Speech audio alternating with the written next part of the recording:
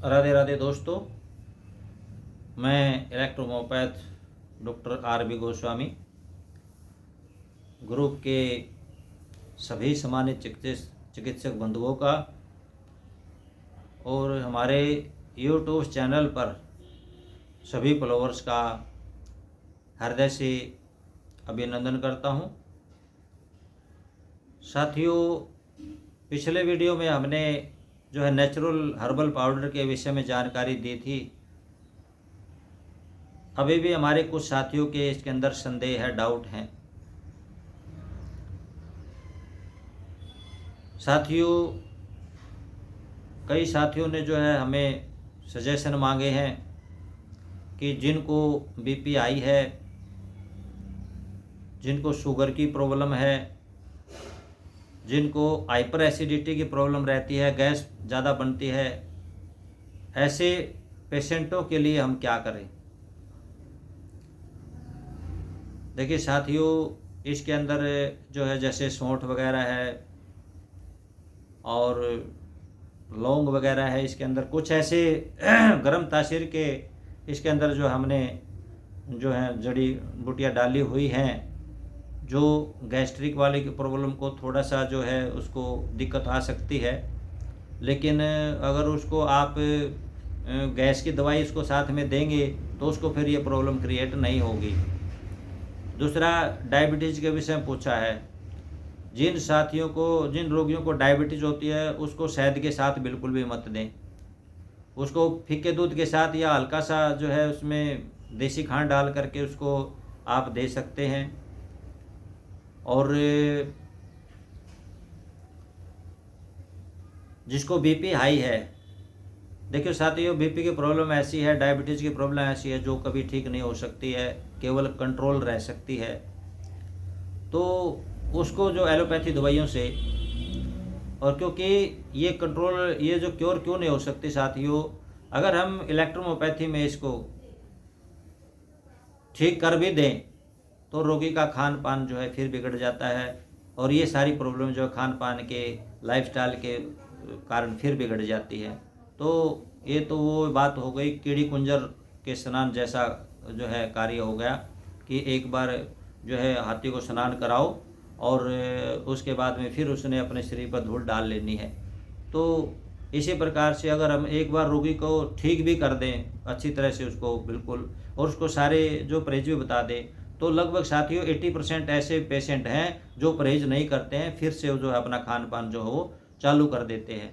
तो ऐसी स्थिति में फिर उनका इलाज वो हो ही नहीं पाता है।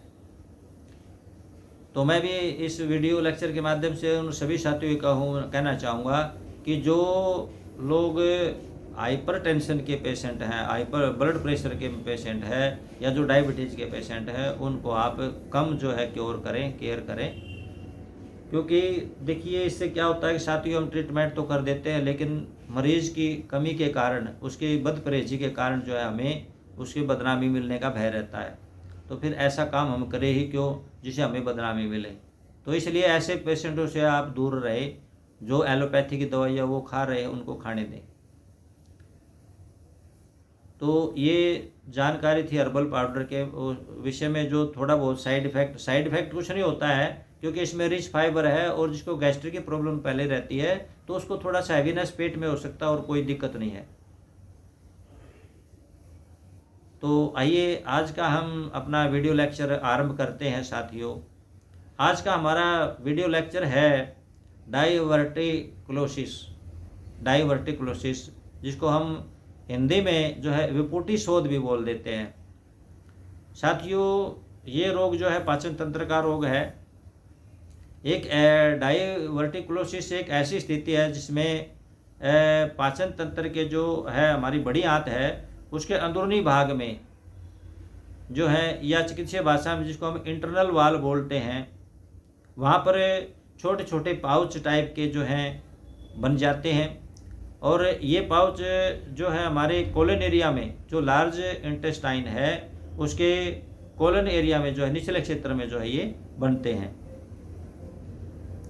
ज़्यादातर ये रोग जो है वो 40 वर्ष की उम्र के जो अधिक लोग हैं उनमें ज़्यादा देखा गया है ये। और इसमें ये प्रॉब्लम क्रिएट कब होती है, जब ये छोटे छोटे पाउच हैं या दो ऐसे अधिक जब पाउचों में सूजन आ जाती है, तब ये प्रॉब्लम जो है क्रिएट हो जाती है। तब ये डाइवर्टिकुलोसिस की प्रॉब्लम उसको होती है।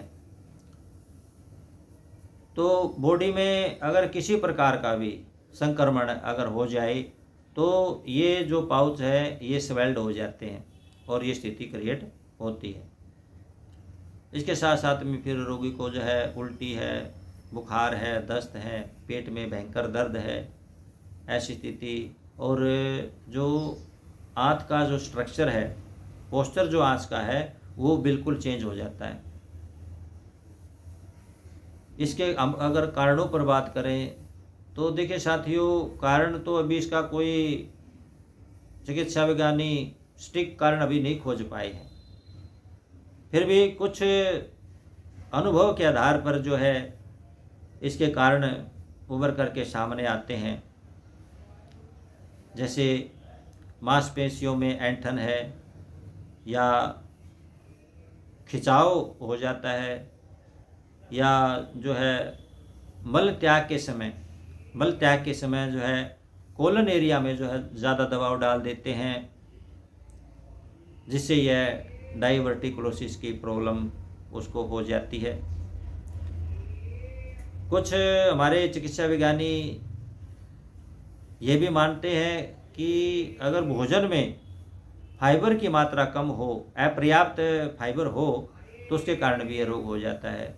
इसके अतिरिक्त जिन लोगों की आयु अधिक हो जाती है या सॉरी दोस्तों, या मोटापा जिनको आ जाता है, या फिर जो लोग धूम्रपान या शराब का सेवन अधिक मात्रा में करते हैं, और जो फिजिकल वर्क शारीरिक मेहनत जो कम करते हैं, शरीर से कम जो है पसीना बहाते हैं, जो मांस का अधिक मात्रा में सेवन करते हैं और सब्जियों का कम मात्रा में प्रयोग करते हैं, दवाओं का अधिक मात्रा में जो स्टेरॉयड वगैरह है, जैसे पेन किलर दवाइयाँ हैं, नॉन स्टेरॉयड दवाइयाँ हैं, एंटी इन्फ्लामेटरी की जो दवाइयाँ हैं, ऐसी दवाइयों का जो प्रयोग करते हैं, उन लोगों में ये डाइवर्टिकुलोसिस की प्रॉब्लम उसको हो जाती है। तो इसके लक्षणों पर अगर हम बात करें साथियों, लक्षण इसके सीधे सीधे हैं कि लगातार पेट में दर्द बना रहेगा, और पेट के निचले हिस्से में जो कोलन एरिया है वहाँ पर जो है इसका दर्द ज़्यादा होता है, पेट फूला रहता है, कभी उसको दस्त लग सकते हैं, कभी उसको कब्ज़ हो जाती है, उल्टी बुखार बना रहता है, और लैट्रिन में जो है मल में जो है खून आने लगता है। और ऐसे रोगी का स्वभाव जो है वो बड़ा चिड़चिड़ा हो जाता है, किसी से वो जो है बात करके खुश नहीं होता है, बदन दर्द और कमजोरी जो है उसको बनी रहती है, वज़न भी उसका धीरे धीरे गिरने लगता है। इस प्रकार के जो लक्षण हैं ऐसे रोगी में जो है उभर करके सामने आते हैं। ऐसे लक्षणों से हम रोगी को पहचान सकते हैं कि इसको आंत में जो है इसके पाउचों में सूजन है, डाइवर्टिकुलोसिस का ये रोगी है। तो ये थे लक्षण। अब हम हमारे इलेक्ट्रोहोम्योपैथी में जो है इसका ट्रीटमेंट क्या दे सकते हैं। इलेक्ट्रोहोम्योपैथी में साथियों आप जानते हैं, जैसे हमारे दो पॉपुलर फार्मूले हैं बीपी और बीसी। उसको तो आपने हर हालत में, हर केस में, हर बीमारी में ऐसे रोगी को देना है, चाहे किसी भी रोग का रोगी हो, उसको तो हर मात्रा में इसको देना है, बशर्ते यह है कि इसके ड्रॉप कम या ज़्यादा किए जा सकते हैं। तो यहाँ पर हम बीपी, बीसी, S10, C15 और YE जो लिया है, ये D4 से इनकी सब की जो है ये 5 मेडिसिन हो गई। इन सब की 10-10 बूंद हमने 30 ml में लिया है। इसको अच्छी तरह से डाइल्यूट करके जो है 10-10 बूंद दिन में 4 बार क्वाइडी दे बिफोर मील, खाने से पहले इसको देना है। दूसरा हमारा जो है कंपोजिशन यहाँ पर है, उसके अंदर जो है C10, विनेरियोवन, वर्मीफेगोवन और GE।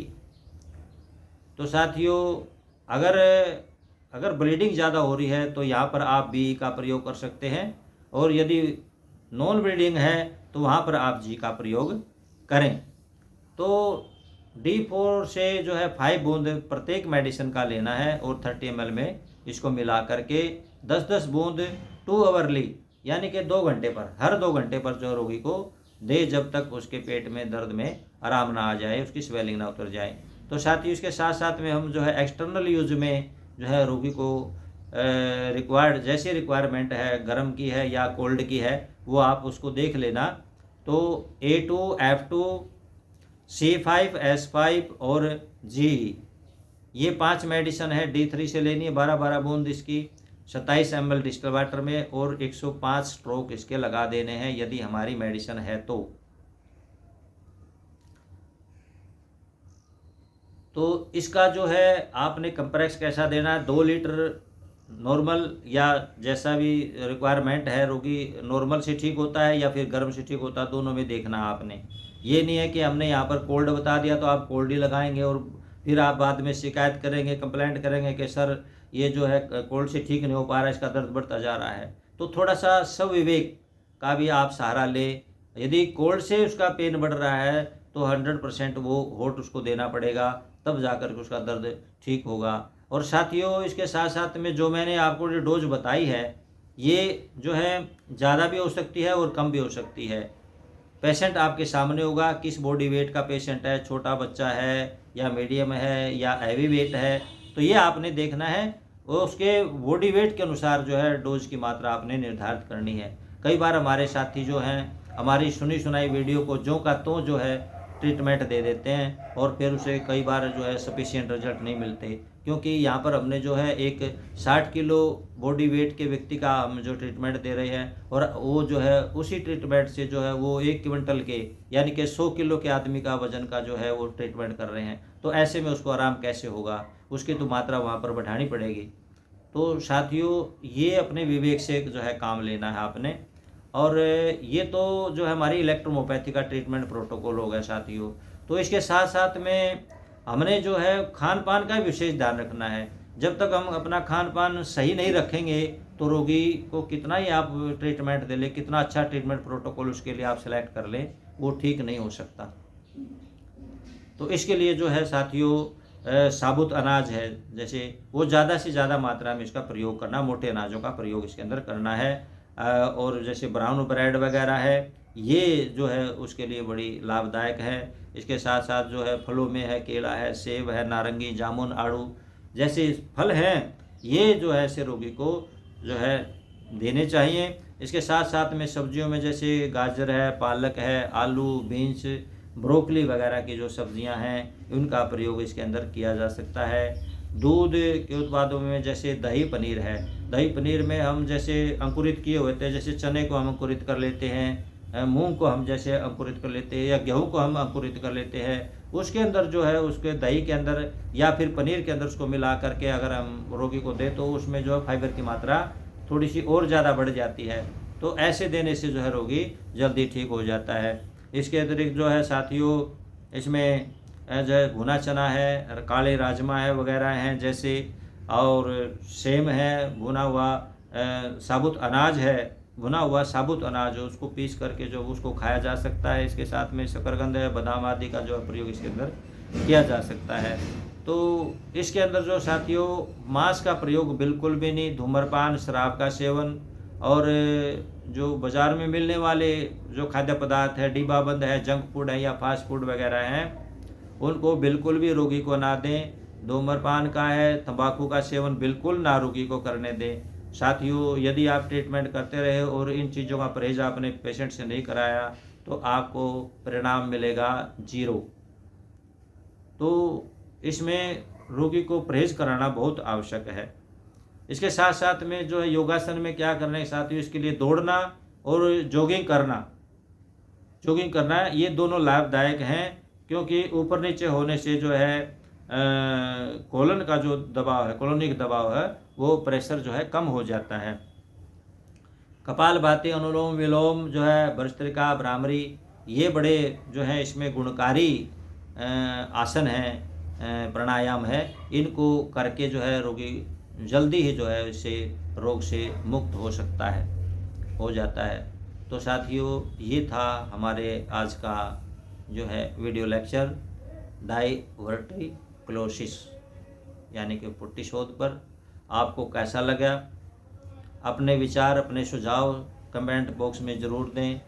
जो हमारे नए साथी हैं, अभी जिनकी डिग्री पूरी हुई है और अपना क्लिनिक सेटअप लगाना चाहते हैं, तो उन साथियों के लिए हमारे पास जो है पठन पाठन सामग्री और दवाइयाँ वगैरह जो है उनके लिए अवेलेबल हम यहाँ से करवा सकते हैं। वो हमारे दिए गए जो स्क्रीन के ऊपर नंबर दिए हैं उससे वो हमसे संपर्क कर सकते हैं। और यथासंभव जैसी भी हमसे सहायता बन पड़ेगी या किसी प्रकार की कोई प्रॉब्लम उसको आती है तो उसके लिए हम हमेशा तत्पर हैं। तो आज के लिए साथियों बस इतना ही। राधे राधे दोस्तों।